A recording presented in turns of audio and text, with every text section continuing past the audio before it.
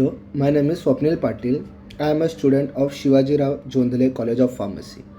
Our respected principal sir has given me the golden opportunity to use the YouTube platform to make a video on Tulsi plant and describe about the medicinal properties of this significant herb.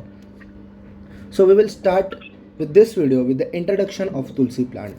Tulsi is a small herb which is used as a medicinal plant which has its active components generally in leaves, seed, roots and have recommendations in the Ayurvedic medicinal preparation. It contains chemical composition which are highly complex, containing many nutrients and other biological active compounds that have therapeutic activity on the body. The classification according to the naming of the Tulsi plant is scientific name Ocimum sanctum, kingdom Plantae, family Lamiaceae, genus Ocimum, species Sanctum, thereby deriving its name Ocimum sanctum. There are various active ingredients which are present in Tulsi plant that have a significant therapeutic use on the person. Depending upon the chemical constituent, there are various effects, medicinal properties that Tulsi show on the human body. The key ingredients are eugenol, which has antiseptic and anesthetic properties, thymol, which is a strong antimicrobial property, beta caryophyllene, which relieves anxiety and depression, rosmarinic acid is a potent antioxidant, and carvacrol, it has protection against the activity of liver and against harmful organism. Now we will start with the uses of Tulsi. Tulsi is a very important medicinal herb which has a variety of uses. It is used as an antipyretic, anti-diabetic, antibacterial, antiviral and antifungal. Therefore, it has a significant value in Indian homes where it is used over various fevers, diseases and used as a medicinal herb. It has anti-inflammatory as well as antioxidant properties. The mode of administration.